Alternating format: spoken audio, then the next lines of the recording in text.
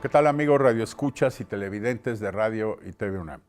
Soy Guillermo Montemayor Gómez, defensor de las audiencias. Quiero invitarte a que veas y escuches 4 programas que se grabaron durante el 5º Congreso Iberoamericano de Defensorías de las Audiencias, organizado por la OID, la Organización Iberoamericana de Defensores de las Audiencias, en el marco de TV Morfosis, realizado en Guadalajara durante el mes de noviembre del 2018.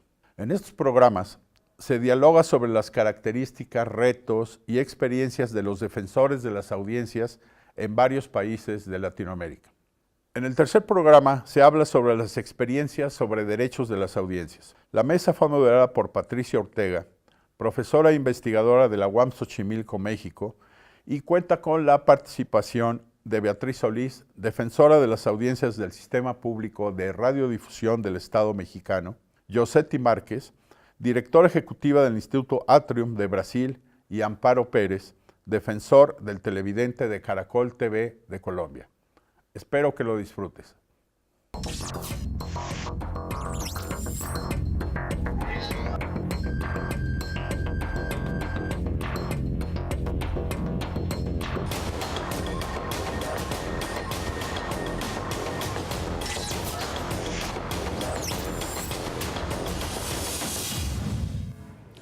Buenas noches, es un gusto estar en este espacio, estar aquí, en este espacio de televisión y en este espacio de TV Morfosis. Sobre todo es un gusto tener esta noche a 3 mujeres con gran trayectoria en el campo de la comunicación, pero sobre todo con una gran experiencia en la protección de derechos de las audiencias. Nos acompañan el día de hoy, esta noche, Amparo Pérez, defensora del televidente de Caracol TV, Brasil. Colombia. Ella también tiene una amplia trayectoria en el campo profesional del periodismo. Está también Yosetti Márquez, exdefensora de Empresa Brasil de Comunicación, institución que reúne a la televisión, la radio y la agencia de noticias de carácter público. Actualmente ella es directora ejecutiva del Instituto Atrium Brasil. Está también con nosotros Beatriz Solís, fundadora de la Asociación Mexicana de Defensorías de Audiencias. Ella actualmente es la defensora de las audiencias del Sistema Público de Radiodifusión del Estado mexicano. Es un gusto tenerlas a las 3 aquí. Son 3 realidades, 3 países, Colombia, Brasil, México.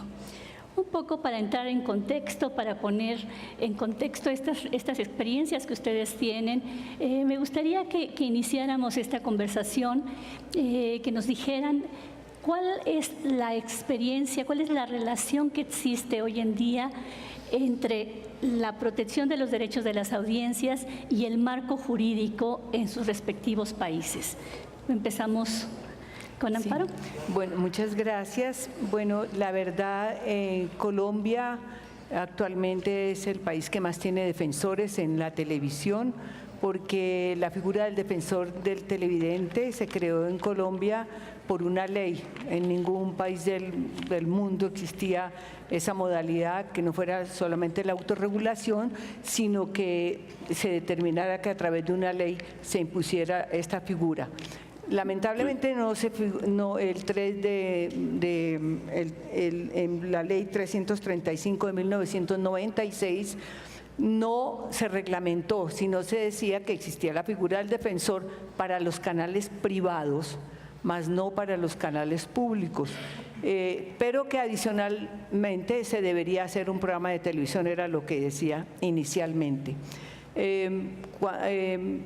Caracol fue el primer canal que instauró la figura del defensor, un intelectual muy importante de mi país, que no logró hacer el programa de televisión porque lo ponían a que no, que ensayara, que hiciera otro programita, que todo eso, y ahí finalmente no lo pusieron. Finalmente yo trabajaba en el canal muchos años haciendo programas de diferente índole y entonces me ofrecieron ese puesto o me sacaban. Y entonces yo dije, bueno, asumí ese reto. Y dije, bueno, yo voy a empezar a hacer el programa de televisión. Cuando comencé, me dijo, no haga un programita de ensayo, a ver cómo le dije, no, yo este oficio lo conozco, ¿cuánto me dan? Deme en 5 minutos, ¿a qué horas? Y me dijeron 11 de la noche. Dije, un programa de quejas, era muy difícil hacer un programa de quejas y que fuera, dije, eso la gente se va a aburrir. Pedí 5 minutos. Y inicié y realmente me fue muy bien, pero luego como para que conocieran esta figura no era fácil, me hice una campaña por todos los medios que nombraran al defensor para que nos vieran, era tarde, pero así fuimos haciendo realmente una carrera. Pero ¿qué podía hacer un defensor? Nadie nos había dicho que tenía que hacer el defensor. Pues bien, la BBC de Londres tenía esa figura en televisión y el periodista al cual yo reemplacé me dijo, miremos a ver cómo que es los códigos y lo quiero leer aquí porque yo dije no, inmediatamente puse lo mío y dice, el canalizar, decía, era ¿para qué? El defensor del televidente, para canalizar las quejas de los televidentes que se refieran a un trato injusto, se infrinja la privacidad, se abuse del sexo, la violencia, la falta de decencia y se sobrepase el buen gusto. Eso prácticamente decía ese código de la BBC de Londres en algunos puntos muy pequeños. Y por ahí empecé. Pero pasó mucho tiempo, en realidad, de que se dijera cuál era nuestra hoja de ruta. Y posteriormente la gente consideraba que el defensor del televidente en realidad ¿qué hacía? No hacía nada.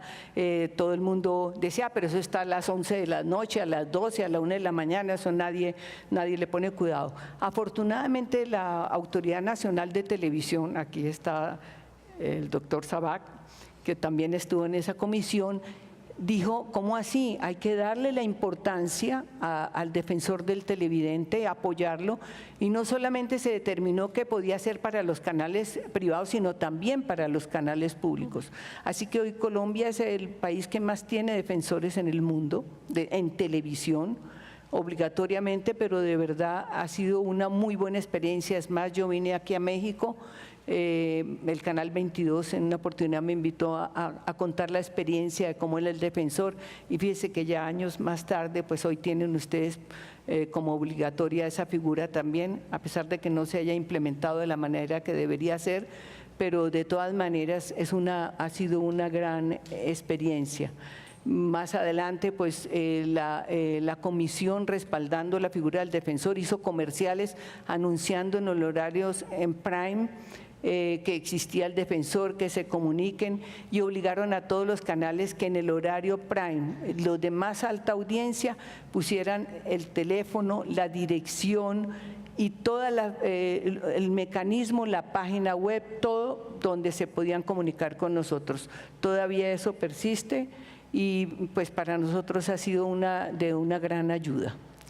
Yosetti, en Brasil, ¿cuáles serían los alcances y las limitaciones de las defensorías de audiencias en relación con el marco jurídico? Bueno, primeramente quiero parabenizar a toda a equipe que está haciendo de forma muito excelente a transmissão deste evento na figura de seu diretor do Canal 44, Gabriel Torres, cumprimentar a todos e a todas. E dizer que em Brasil, e pedir desculpas porque eu vou tentar falar em espanhol por uma questão de afeto à língua, não que eu saiba fazê-lo com competência, com habilidade. Pero em Brasil, as defensorias, que chamamos ouvidorias, nascem junto com a comunicação pública, que costumo dizer, estricto sensu. ¿Por quê? Porque temos em Brasil já desde a década de 1970, se não me cometo equívoco, que temos comunicações públicas nos estados, sendo a mais importante hasta agora TV Cultura de São Paulo, que tem uma história muito ubicada com a história do próprio país e de periodismo, quando ocorre na década de 70 o assassinato de Vladimir Herzog, seu diretor de periodismo, e isto traz para a comunicação pública representada em la TV Cultura uma aura de proteção, se pode ser assim, para a comunicação pública que se podia fazer, porque os outros estados, em verdade, faziam uma comunicação governamental, como se as teles, as rádios principalmente, fossem uma espécie de assessoria de comunicação de los governos, o que não se constituía uma comunicação pública que depois, em 2007, se organiza em la EBC. E eu costumo dizer que a EBC trouxe para o Brasil a comunicação pública estricto sensu, numa comparação metafórica, porque tem todos os veículos, TV Brasil, Agência Brasil, e 8 rádios, e também portal, com noticiero, com entretenimento, difusão da programação, enfim. Então, eu costumo dizer que a EBC trouxe para o Brasil a comunicação pública estricto sensu, porque se pretendia ser ampla e abraçar todo o país, oferecendo a comunicação pública dentro do marco regulatório que se estabeleceu quando se criou a EBC. E a ouvidoria nasce junto, na lei.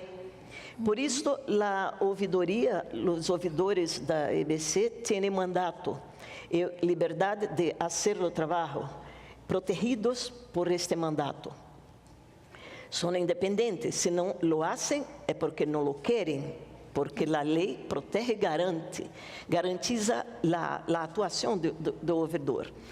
Então, temos na EBC, que ainda não se estabeleceu, digamos assim, como se pretendia no projeto inicial, porque em Brasil ocorre que os governos, não importa de que partido, de que color partidária ou ideológica ou que seja, não se conscientizaram de que a comunicação pública pertence primeiramente ao público, à população, e tem que ser independente de governos. Então, há uma tendência permanente de interferência que impede que a comunicação pública se concretize como se espera que seja.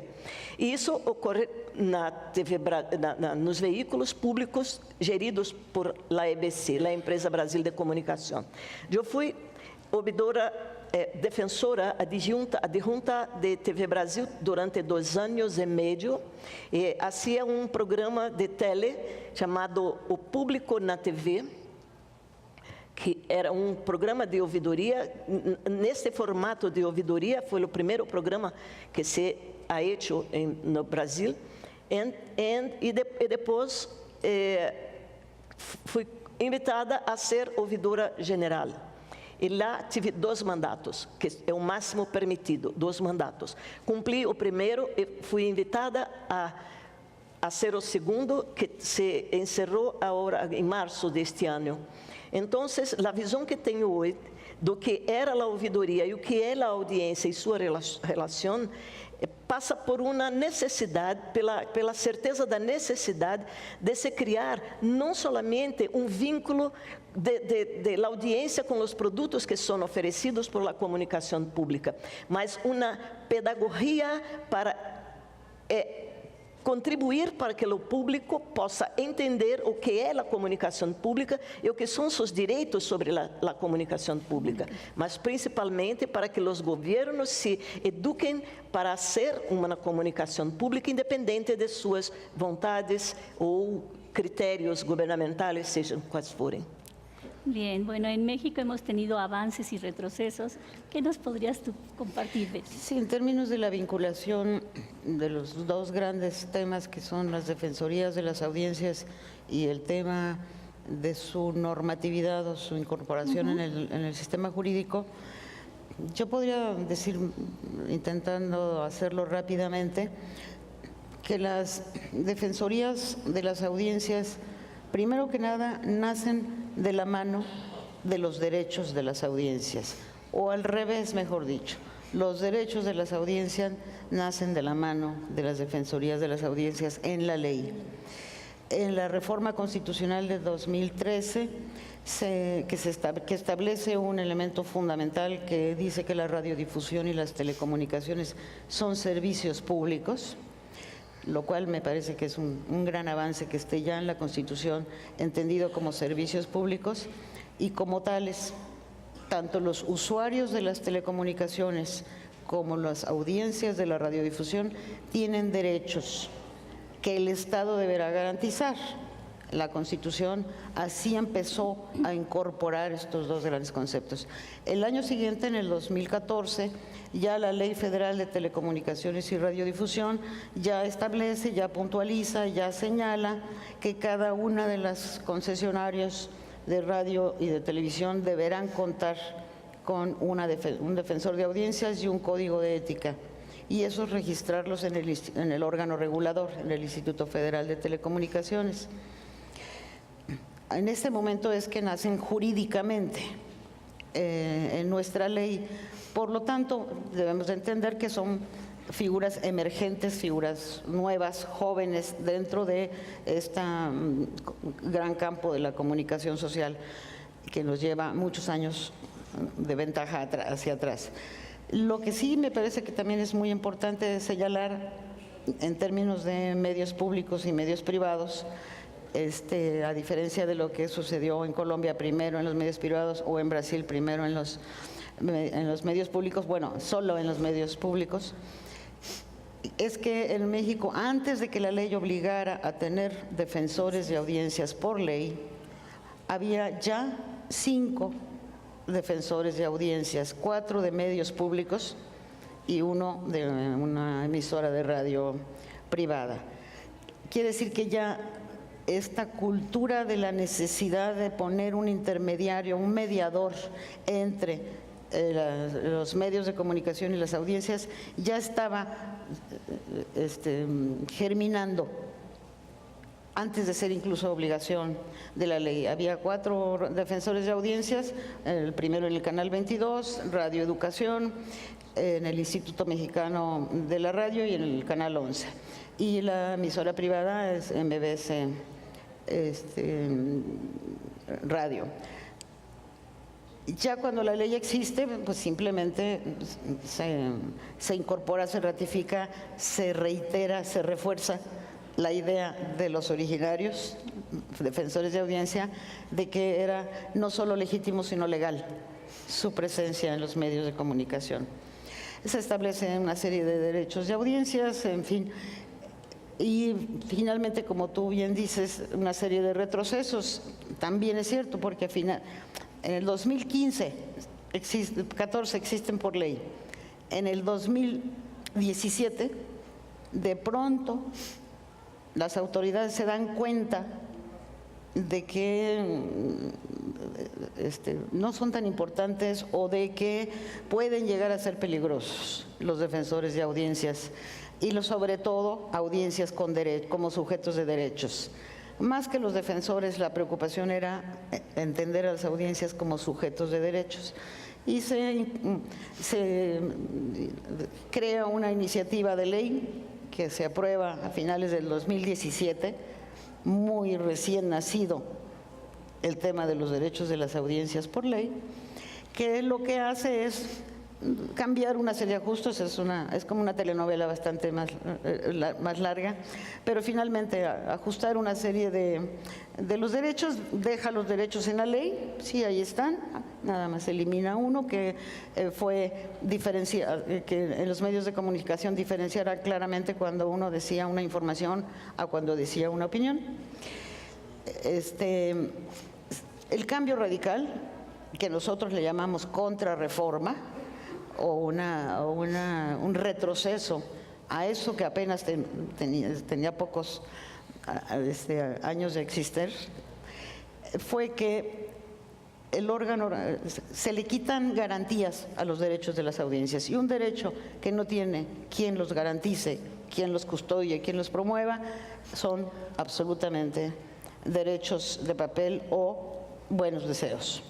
Y se les da a los propios concesionarios la capacidad para ser juez y parte. Ellos deciden qué hacen, qué no hacen, en fin, un retroceso tremendo. En ese sentido es un retroceso que, bueno, hemos estado trabajando para tratar de revertirlo, pero más o menos en el marco meramente jurídico, la realidad de México es que nacemos las defensorías de audiencias en función de los derechos de las audiencias. Y finalmente hay retrocesos que solamente quienes están claramente convencidos, quienes estamos claramente convencidos de que esto tiene que seguir adelante, porque los derechos humanos no pueden ser echados para atrás, sino que tienen que ser progresivos. Fundamentalmente estamos en una situación crítica, pero cada vez más, y estamos trabajando mucho para que esa reforma, esa contrarreforma se olvide. Nosotros decimos haga un rewind y regrese a lo que teníamos, y yo creo que si seguimos luchando lo vamos a lograr. Pues hay muchos temas que surgen de todas estas reflexiones. Por un lado, a mí me gustaría preguntarles, hoy parece haber una revaloración de lo ciudadano, y me gustaría saber, en su experiencia, cuáles son las exigencias de los ciudadanos para tener mejores medios. ¿Han tenido alguna experiencia en este sentido? Sí, bueno, es que a mí me parece muy importante definir realmente cuál es el rol que desempeñamos, ¿cierto? Porque yo entiendo que la ley es muy importante, el marco jurídico, pero vamos a la realidad. ¿Qué es lo que hacemos nosotros en realidad? Nosotros, los defensores, nos fijamos más básicamente en el contenido. De hecho, pues actuamos a posteriori, ¿no? Nunca, porque si no lo otro sería censura, y nosotros no somos censores. Eso tiene que quedarle muy claro a la gente, porque muchas veces los televidentes nos escriben, ¿no? Castigue, aplique, quite, saque, ponga. No, realmente esos no son los derechos de las audiencias, ¿no? Claro. Es muy importante hacer pedagogía realmente para nosotros en cuanto a todos esos temas. En el caso, por ejemplo, de la Defensoría en la que yo estoy, nosotros recibimos, por ejemplo, unas 100 a 200 quejas diarias. Nosotros no estamos solamente para las news, las noticias, sino estamos para todas las 24 horas de programación que tiene el canal. Y en ese sentido, pues, hoy en día tenemos unas audiencias muy críticas que han aprendido muchísimo con todo el trabajo que se ha hecho. Y en 18 años que yo prácticamente estoy al frente de esta defensoría, la gente ha aprendido a cuestionar, a exigir, por ejemplo, una mejor información.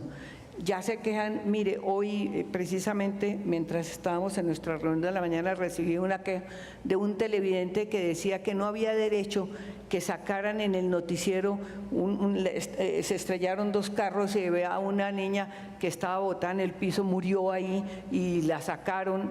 El camarógrafo y el señor dijo de una manera muy educada, muy constructiva, que porque que eso le impactó y eso iba a impactar a la audiencia. No había necesidad de mostrar estas imágenes de esta niña allí en el piso, que estaba vulnerando su derecho, ¿cierto?, a todo, a su imagen, a que la mostraran en esa forma. De inmediato mandé al jefe de redacción de noticias eso, y al minuto dijo, efectivamente revisamos, nos equivocamos. Hoy en día nosotros contamos con un sistema que es mucho más avanzado que el bolicón, donde en tiempo real nosotros podemos ver qué pasó con la noticia, porque al comienzo no nos dejaban, ahí los intereses, la parte periodística es la más difícil de todas, entonces no nos mostraban las imágenes, y como si yo no tengo cómo mirar, ¿qué hago?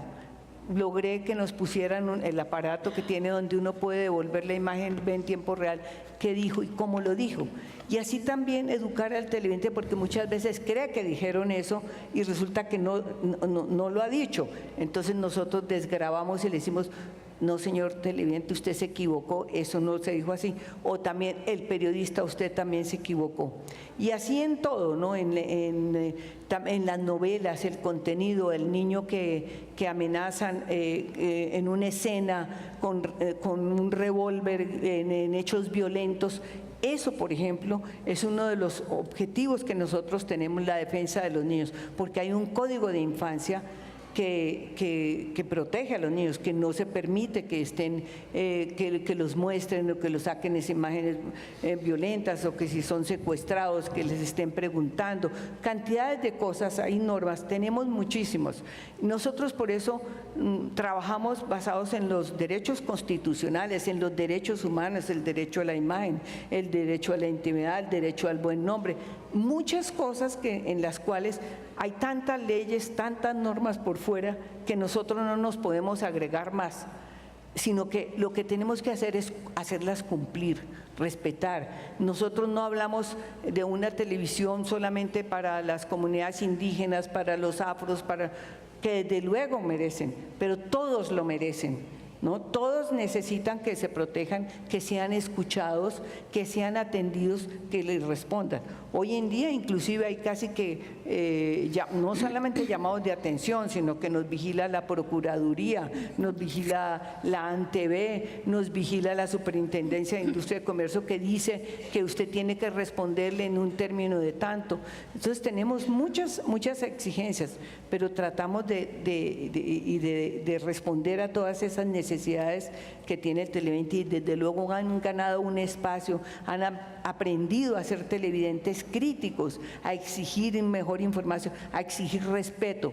Esta misma semana también un periodista dijo que la sordomuda, la habían atropellado y mataron a una niña que seguramente pasó la calle y no oyó que le pitaron y murió, fue atropellada.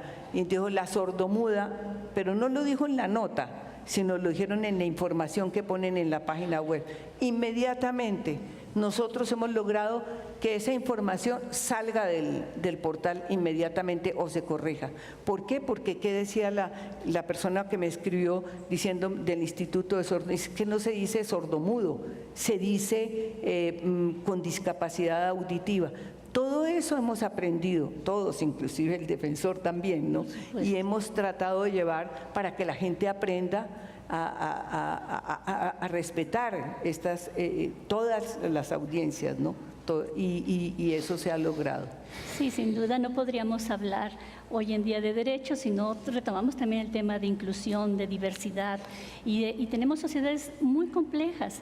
Y en ese sentido, ¿cuáles son las principales quejas de las audiencias? En tu experiencia, ¿cuáles serían las principales quejas que te llegan de las audiencias? Yo diría que hablar de las quejas que han llegado a ouvidoria não mostraria exatamente como se dá a questão em Brasil, uma novidade da comunicação pública e de se falar de los direitos das audiências e da defesa, da necessidade de defender estes direitos. Para o público brasileiro, pelo que percebi nestes quase 8 anos, quase 7 anos, na ouvidoria, na defensoria para vocês, é que o público brasileiro considera que o melhor direito das audiências se resolve com um controle remoto. Se a programação não lhe agrada, cambia de canal, simplesmente. Não se dá conta, por exemplo, que o que hacemos, os periodistas, os produtores de conteúdo, nos diversos programas, nos noticieiros, cambia a realidade, afeta a realidade que todos vivem e produz sentidos para suas vidas. Não têm consciência disto. E muitas vezes, nem mesmo os periodistas e produtores de conteúdos têm consciência do que estão produzindo para a sociedade, em termos de como se pode, como o que hace, produz sentidos que caminham contrariamente a esses direitos.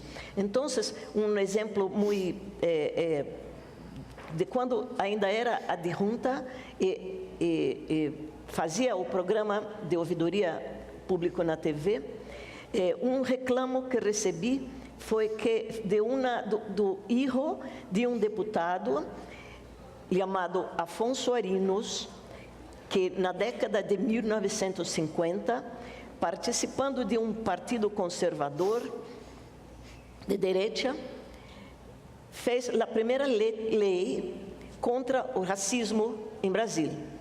Uma lei chamada Afonso Arinos, que é comemorada sempre, e que quando se habla da lei de Afonso Arinos, toda vez que há uma data fechada ou que se habla de racismo, se habla da lei Afonso Arinos, se diz que a lei que Afonso Arinos ha hecho a lei para proteger os direitos de uma coreógrafa famosa americana, bailarina americana famosa, que sofreu racismo em hotel em São Paulo. O filho do motorista de Afonso Arinos escreveu para a ouvidoria, reclamando que, mais uma vez, a TV Brasil, neste caso, programa falando sobre a lei Afonso Arinos, que fazia cumpleaños que se diz, não sei, mas completava período de tempo, que mais uma vez repetiam a história errada de que Afonso Arinos teria apresentado a lei e aprovado a lei com o interesse de defender uma coreógrafa americana negra, que em verdade a lei foi para proteger os direitos de homens como su padre, negro motorista que sofria sempre exclusão e o racismo de 1900. Hoje o Brasil é país racista, aunque é país racista, diríamos ainda com ênfase, é país racista. Pero em 1950, muito mais. Negros não podiam frequentar restaurantes, hotéis, e o pai deste espectador, deste que reclamou a ouvidoria, tinha que dormir e comer no carro, no coche, porque era negro, não podia compartilhar dos mesmos ambientes. E uma vez, com sua mulher, descendente de alemães, foi a uma confeitaria e a mulher poderia entrar, pero ele foi impedido. Então, reclamou isso a Afonso Arinos. E o filho de Afonso Arinos reclamou a ouvidoria tanto tempo depois que repetiam a mesma história. Eu fui fazer toda a pesquisa para levantar onde havia razão no que estava reclamando. E descobri documentário feito por escritor famoso sobre a vida de Afonso Arinos, a biografia sobre a lei Afonso Arinos. E no documentário, Afonso Arinos e a família do reclamante, que chamamos demandante para a ouvidoria, estava e contou o caso. O que há neste caso de importante para que se tente dar o direito a esse reclamante de se contar a história correta? Apenas porque se em 1950 a população brasileira negra supera que a lei foi feita não para defender uma bailarina americana famosa, mas motorista comum, talvez no movimento negro, as coisas relacionadas a racismo não estivessem perdurando por tanto tempo mais, porque o trabalhador comum negro rechaçado tinha uma lei que saberia que era sua e não referente a uma outra coisa. Pero a imprensa, por conta provavelmente de disputas partidárias, dijo todo o tempo, contou a história de que era uma bailarina negra. Em alguns documentos se vê a discussão sobre a questão do motorista. Então, demandou uma longa pesquisa da Defensoria para chegar à conclusão da razão do reclamo. Eu fiz um programa tratando de isto, como mudar a história e seu discurso pode interferir na realidade. Então, a população não sabe, mas os periodistas e produtores de conteúdo também não. También lo saben. Así es. Pues bueno, una realidad es que la defensoría, la figura del defensor, es precisamente ese vínculo con la sociedad. Una de sus principales funciones es que los medios, que la sociedad, tenga ese vínculo a través de los defensores, como una forma más de tener injerencia en estos medios. ¿Cómo se ha dado esta vinculación? ¿Qué nos podrías decir tú de esa vinculación entre el defensor de audiencias y los medios? Sí, yo creo que muchas de las tareas que ya han narrado Josette y Amparo también se dan en las defensorías, cuando menos en mi experiencia. Primero fui defensora de Radio Educación y ahora cuando nace el Sistema Público de Radiodifusión con su Canal 14, son 4 años apenas que nace el canal y nace la figura del defensor en el canal. Entonces, primero que nada había que decir, aquí estamos. Aquí está el canal, pero también aquí está una defensoría. Y un poco en el sentido no nada más estamos, no somos un buzón de quejas, no nada más estamos para recibir quejas, estamos para acercar a las audiencias con quien les emite contenidos. Sí, también trabajamos todos los contenidos, no nada más los informativos. Por ejemplo, traigo aquí el informe del semestre pasado. Había sugerencias de las audiencias para el canal. Había el 3% de todas las llamadas eran quejas, solo el 3%. Había peticiones, había opinión, había felicitaciones y había muchas consultas. ¿Cuándo van a pasar el programa? ¿Si se va a repetir? ¿Si no se va a repetir? ¿Cómo se llamaba el actor de la película? Todo lo contestamos, porque es la primera ventana que hemos abierto a las audiencias. Hay que abrir ventanas primero para que se acerquen. Hemos estado muchísimo tiempo entendidos solo como números y no como ciudadanos con derechos y los ciudadanos de los cuales viven los medios de comunicación, en muchos de los casos, en los privados, que dicho sea de paso, todas las emisoras privadas en este país, que son más o menos el 70 y tantos % de las frecuencias que hay, tienen un solo defensor, pero no en las características que tenía la defensora del público en Argentina o la defensora del público en Uruguay. No, tienen un solo defensor que depende de la cámara que agrupa a los empresarios. Y los medios públicos, todos y cada uno, tienen sus propios defensores específicos, cada uno. Bueno, como dato entre paréntesis. Y sí atendemos todas y cada una, porque una llamada, un correo electrónico, una carta escrita que todavía hay, un tuit, todos son intentos o intenciones de la audiencia de comunicarse con ese medio. Y eso no lo podemos desaprovechar. Particularmente en este canal que tiene 4 años, había que hacer un montón abrir las ventanas, armar las páginas, armar todo esto, hacer todo el proceso previo para la creación de la defensoría. Y empezamos a hacer una serie de comunicados dentro de las propias pantallas del Canal 14. No sé si se pudiera de una vez transmitir. Son ¿Sí se puede? Unos spotcitos chiquitos. Primero, una primera etapa de mensajes para decir, llamar la atención. Aquí estamos. Y después hicimos un acuerdo con la Cátedra UNESCO de aquí, de la alfabetización mediática, con Guillermo Orozco de la Universidad de Guadalajara. Hicimos un acuerdo para hacer cápsulas para explicar cuáles eran los derechos de las audiencias. con el aval y el apoyo de la Cátedra UNESCO Está listo. de alfabetización. ¿Sí? La primera parte son 3 spots muy pequeñitos que no dicen nada, pero dicen mucho.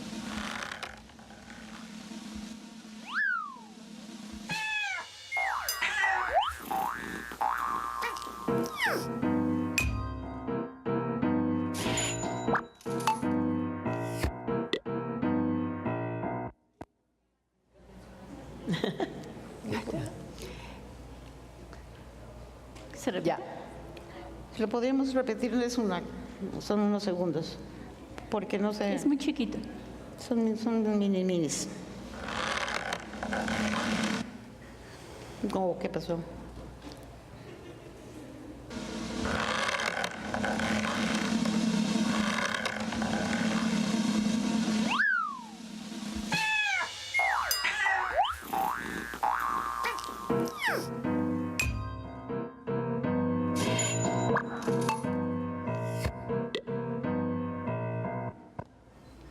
Muy bueno. El que sigue, rapidito, son unos segundos.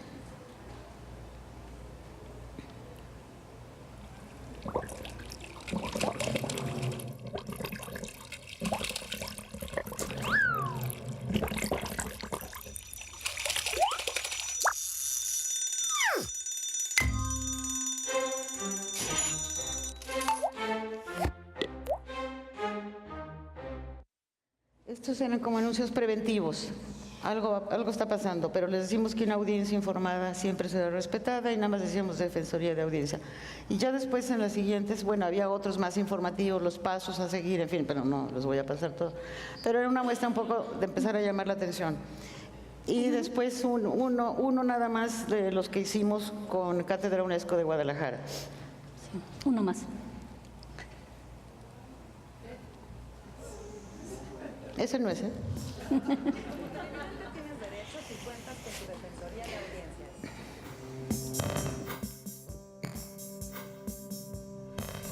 ¿Sabías que como audiencia tienes derechos y los puedes exigir? Derecho a contenidos plurales, expresiones diversas, claridad, calidad. En lo que resolvemos el problema No sé. técnico, si pudiera resolverse. Sí, me dice que no se reproducen. Hay alguna falla ahí. Ah, ok. Bueno, eran ya mucho más amplios y es una batería de 10 cápsulas que hablan de los diferentes derechos. Incluso el Sistema Público de Radiodifusión lo hizo para el Canal 14, Una Voz con Todos, con el logotipo ahí, pero lo puso a disposición de todos los medios públicos que lo quisieran usar poniendo sus propios logotipos, un poco en la tarea misma que tiene el propio sistema ahora no sale el audio. Ahora sale la imagen, pero no está el audio. Corre. Derechos y cuentas con tu Defensoría de Audiencias.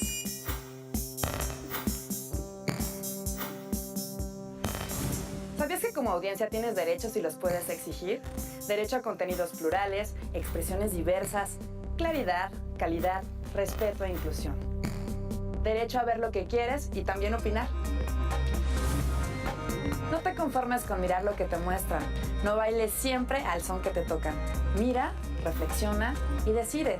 Busca mejores contenidos. Exige. Ejerce tu derecho y conviértete en una audiencia crítica que nos permita construir un medio público, democrático y comprometido. No dejes que piensen por ti, que decidan lo que quieres ver, que te encuadren la cabeza.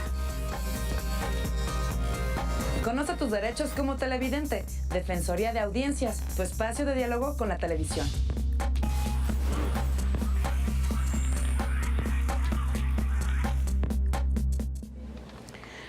En este caso, nada más hacer el señalamiento, como ustedes vieron, había subtítulos en español para evitar que el lenguaje de señas metiera ruido a tanto movimiento que había, pero atendiendo la necesidad de meter un lenguaje de señas para ser más incluyentes en ese tipo de mensajes.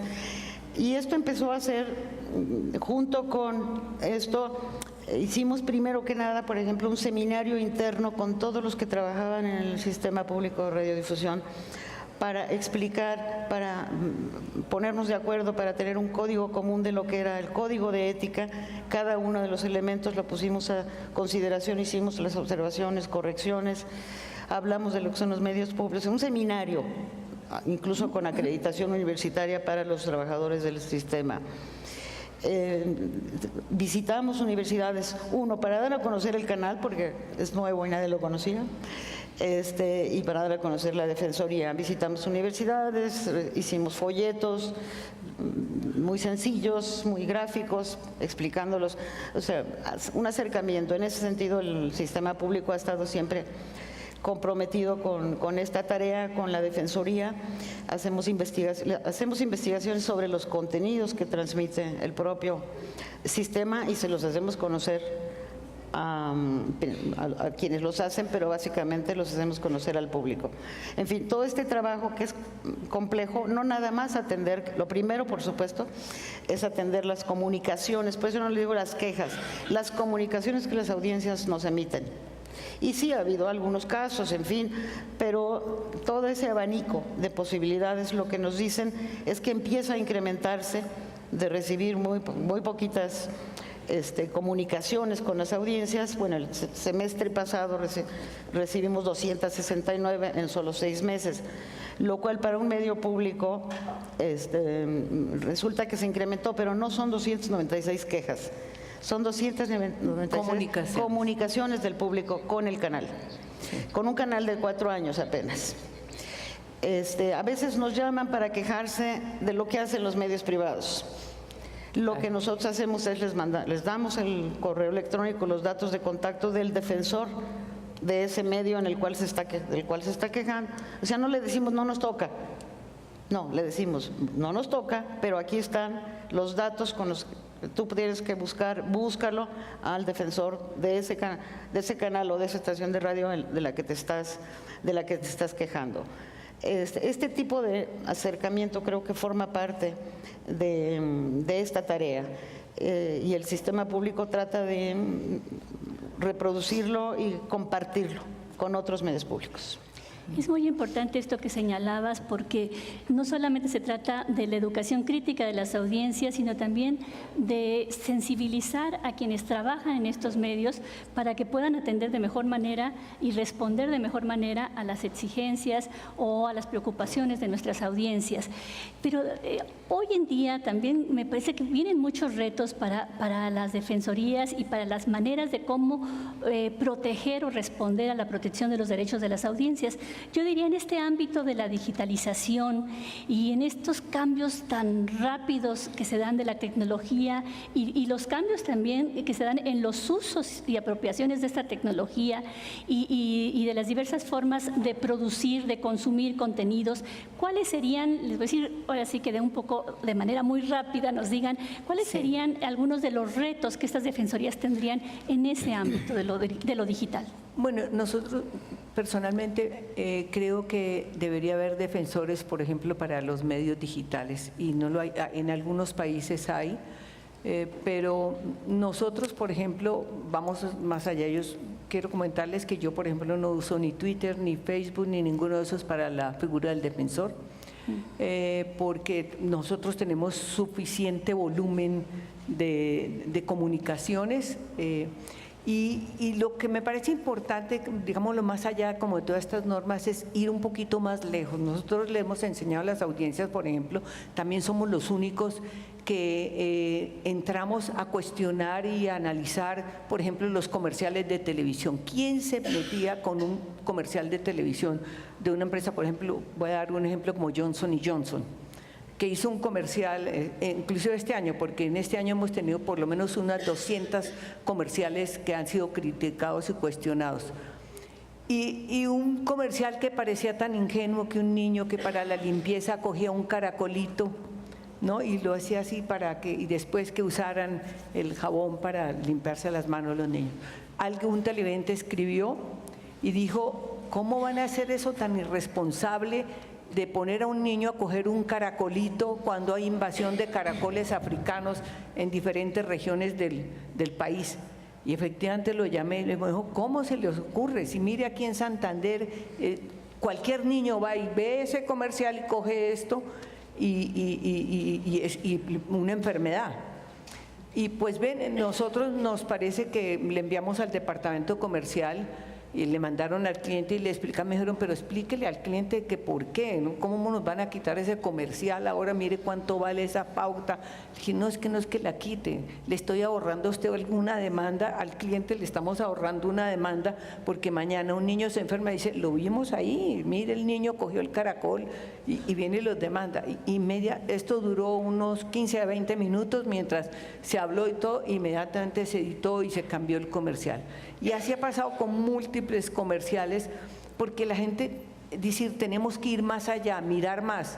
Estamos hablando de todos los contenidos. Hay unas organizaciones como la UCEP, todos los que vigilan o deben vigilar la parte comercial, y no hay nadie que se fije en eso. ¿Por qué? Porque al cliente no lo tocan, porque el dinero. Sin embargo, hemos encontrado que a ninguna marca le interesa, por ejemplo, que le cuestionen su marca.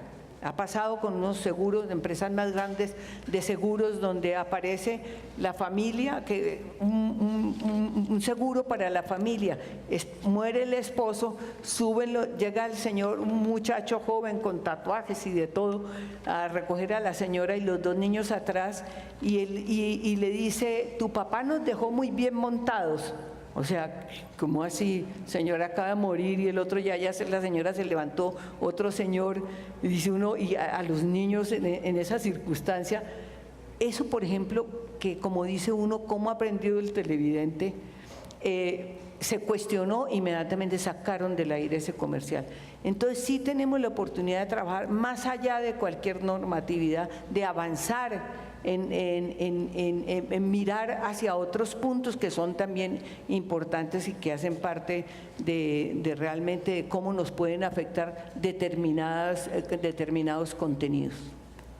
Bueno, pues se nos ha ido el tiempo muy rápido, así es de que para poder concluir bien, si hubiera en esta pregunta que yo les hacía, en este tema del ámbito de lo digital, ¿ves un cambio que debería de tener el papel de la Defensoría de las Audiencias en este sentido?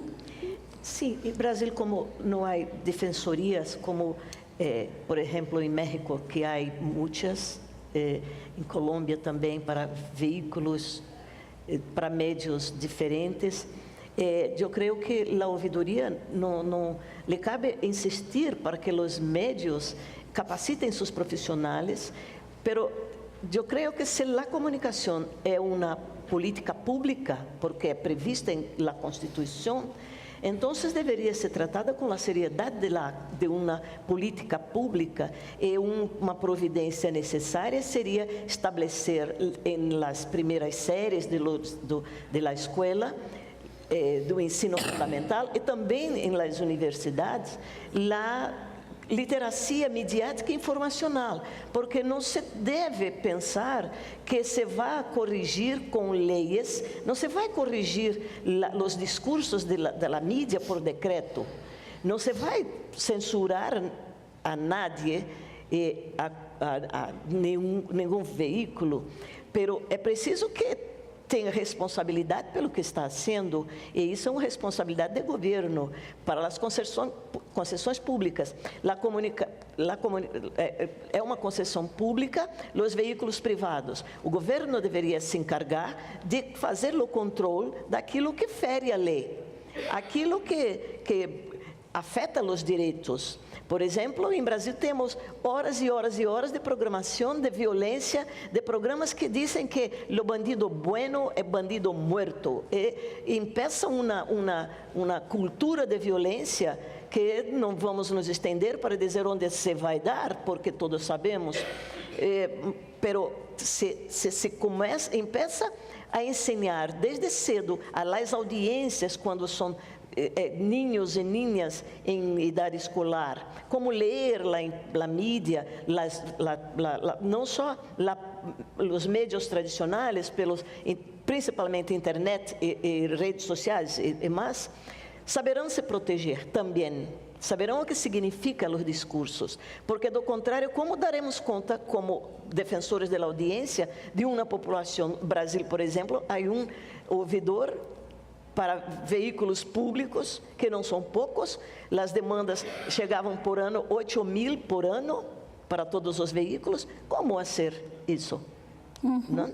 Entonces, yo creo que es una política pública que debería se expandir para la educación como política pública también.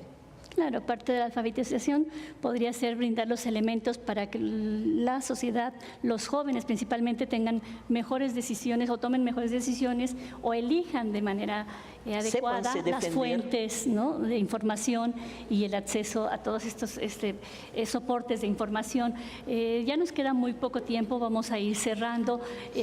Yo quería como un poco discutir con ustedes cuál ha sido, en su opinión, el papel de la Defensoría de las Audiencias, de esta figura del Defensor de las Audiencias en la democratización de las sociedades latinoamericanas, pero también me gustaría, bueno, si ustedes quieren agregar un punto más, si se ha estado tocando este tema de alguna manera con lo de los derechos y con todos los elementos que ustedes han puesto en esta mesa, pero no sé si quieran agregar. Bueno, específicamente el tema de las defensorías, que es lo que nos ocupa en este momento, yo sí creo que trabajar mucho, y por eso es tan importante tener reuniones como la que estamos teniendo en este momento, empezar a existir y tener incidencia en el debate sobre los medios de comunicación, sobre TV Morfosis.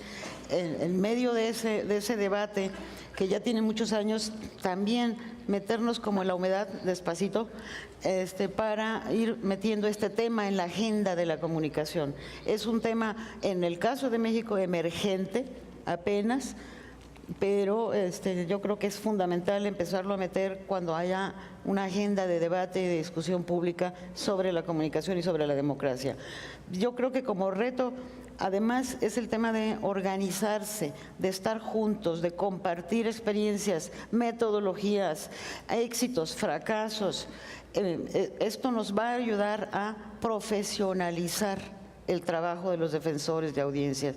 No es un trabajo, ni debiera de serlo, improvisado.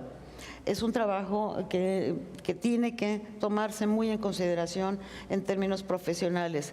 Hablar con las universidades, cosa que hemos estado haciendo, incluso ya se ha convocado al premio de tesis que cada año se convoca en este país a partir del Consejo de Escuelas de Comunicación, un premio especial para la categoría de medios públicos y derechos de audiencias. A las tesis que hablen sobre ese tema nosotros valoramos, evaluamos y se les da un premio adicional. Irnos metiendo a todos los otros espacios del debate de la comunicación para profesionalizar ese campo. La necesidad de la alfabetización no se queda solo en la pantalla de cada uno de los canales. Tenemos que ir, y hay un programa para desarrollar, por ejemplo, en este caso, nosotros en el SPR, para ir a trabajar y a platicar con los chicos de las preparatorias, explicarles qué son los derechos de las audiencias, cómo podemos ser audiencias críticas, en fin, esto muy de la mano del trabajo que hace Guillermo Orozco acá, pero acercarnos a las audiencias, no esperar a que la audiencia sea nuestra audiencia, sino a los jóvenes, a los ciudadanos, sujetos de derechos, cuando se pongan en contacto con un medio. Tratar de empezarlos a enseñar a hacer audiencias críticas de otros medios. Ampliar, en todo caso, este gran abanico de derechos que tienen los ciudadanos y que tiene que ver con lo que transmiten los medios, y no atenernos solo a los 7 derechos que la ley estableció y nos dijo son exclusivamente estos. No. Hay muchísimos otros derechos que están en la Ley de Protección de los Niños, están en la Ley de Defensa para una vida digna y libre de violencia de las mujeres, están en una serie de otros ordenamientos legales y que tienen que ver con los medios de comunicación. Entonces, abrir ese abanico de derechos, porque además ahí sí hay organizaciones de garantía, aunque en este momento estos 7 derechos que dicen que son nada más esos, hacer todo este trabajo, y para eso es muy importante, por eso, organizarnos, porque no puede ser trabajo de una sola persona o de un solo medio, tiene que ser un trabajo colectivo. Uno de los lemas del Canal 14 es la programación de este canal. La programación de este canal, tú tienes mucho que ver, y no nada más de ver ahí, tú tienes mucho que ver porque todo lo que tú hagas va a tener que ver con lo que nosotros hacemos. Invitamos a las audiencias a los estrenos que se hacen de las series, A los que se han comunicado con nosotros les volvemos a escribir, les mandamos una invitación por si quieren ir al estreno de uno o de otro. Entonces, de esta manera, decirles que tienen mucho que ver con lo que ven. Muy bien. Se nos ha agotado el tiempo. Solo quisiera, si alguna de ustedes pudiera decir una frase con la que pudiéramos cerrar el programa. Bueno, yo creo que, y tal vez haciendo una vez la experiencia con los niños de un estrato 1 y 2, muy pequeños, al preguntarles, levántense los que tengan televisión en su cuarto, ¿no? La gran mayoría. Levántense los que manejan el control, todos. Ahí es donde está la clave definitivo. Yo, como televidente, mi derecho, el que tengo el más importante, es el de cambiar de canal cuando un contenido no nos gusta. Yo sé que la mayoría de la gente que le decimos eso, dice, ¿usted por qué dice eso? No hay derecho. Pero realmente ese es el derecho más importante que tiene, de cambiar cuando un contenido no me conviene, cuando un contenido no me gusta. Y así yo creo que logramos de todas maneras una parte muy importante, que la gente haga conciencia de que no tengo que ver lo que no realmente me hace daño. Y los padres de familia, que hablen con sus hijos sobre la televisión, sobre lo que ven en la televisión, qué piensan, Pues, qué te parece, qué te dejó. Claro. Se nos ha acabado el tiempo, nos despedimos. Muchísimas gracias por estar con nosotros esta noche. Muy interesante. Habrá que hacer el programa número 2 de estas experiencias. Buenas noches.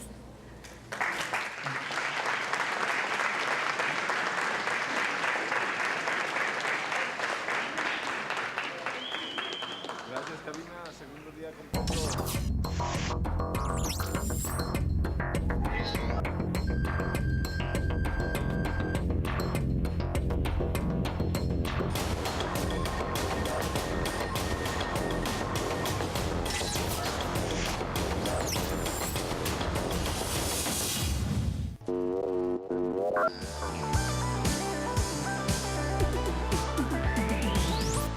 ¿Qué tal, amigos?